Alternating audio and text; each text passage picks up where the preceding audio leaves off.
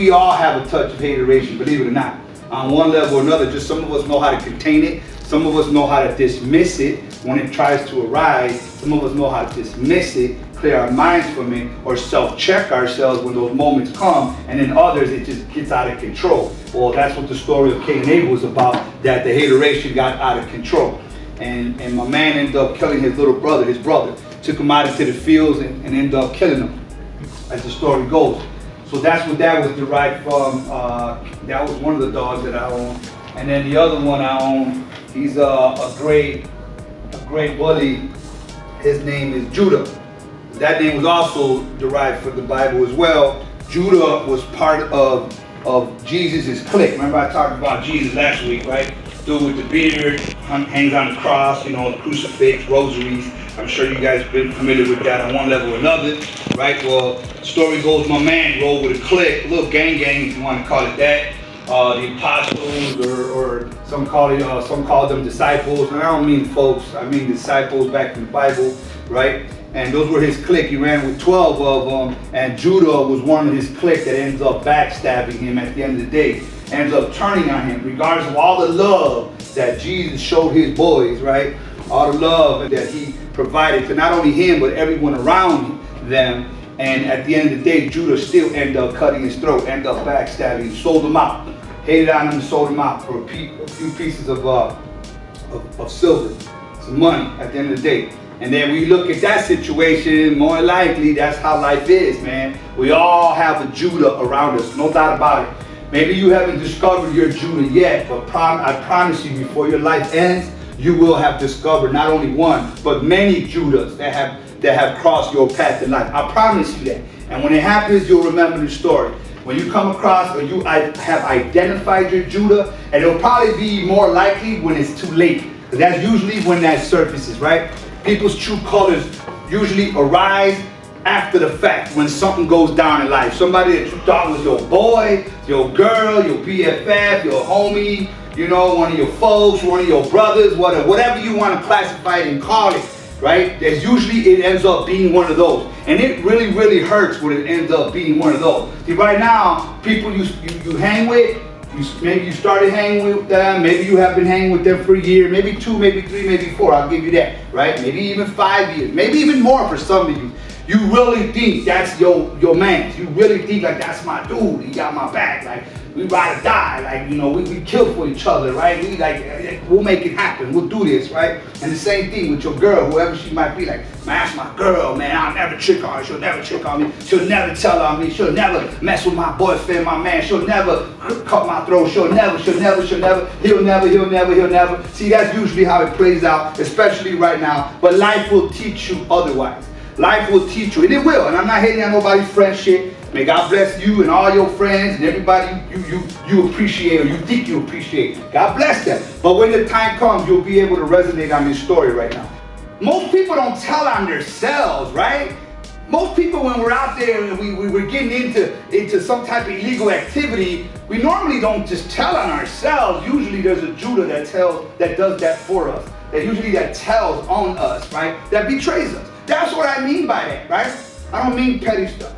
I don't mean Judah betrayed me, he tricked on me, he told my lady that I was cheating on her, you know what I'm saying, and got me in trouble, and me and my lady are fighting now. And see, I don't mean those levels of betrayal. Those will happen, trust me. You're gonna get backstabbed, right? Like your boy, your Judah that hangs with you, and you know, he acting like he's your man, right? That he got nothing but love for you.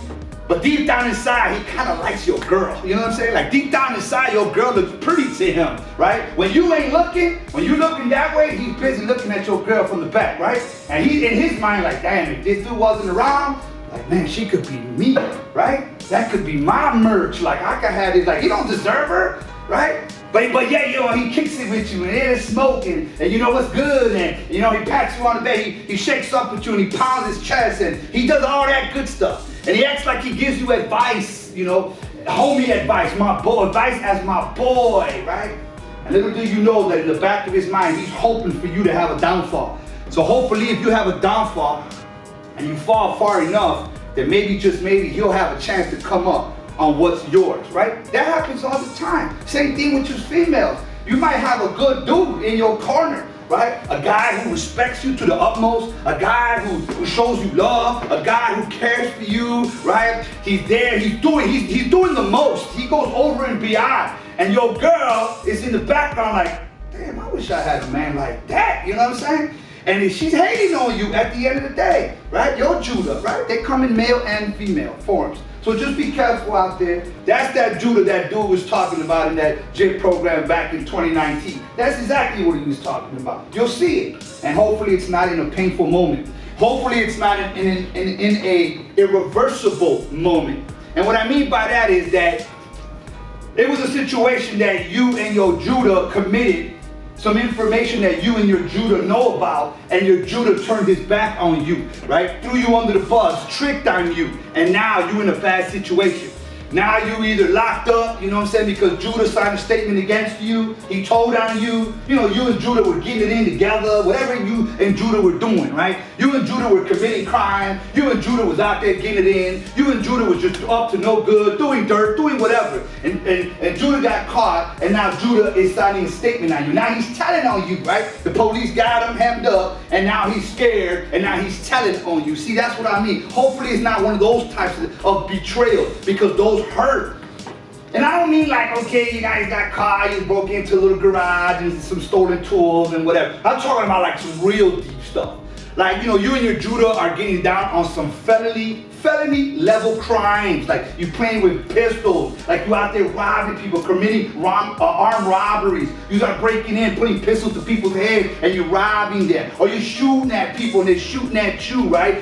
Gunfire, gun exchange, that type of felony activity. You're burning people's houses down because someone told you that was your op and that's what you should be doing to your op, right?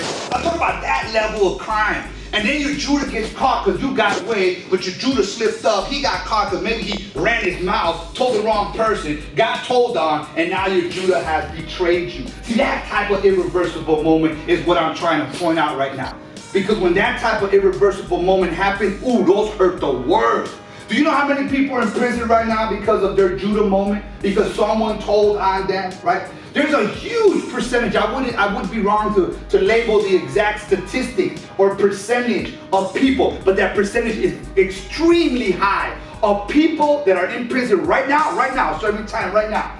Whether it's 1 year or whether it's 100 years of prison time because their Judah betrayed them, right? For whatever it's worth, when that time comes, because I promise every single one of you, it will. Now, I'm not hating on nobody, but I promise you that it will. And when it does, I want you to remember this moment and be like, damn, this is what my man was talking about right here.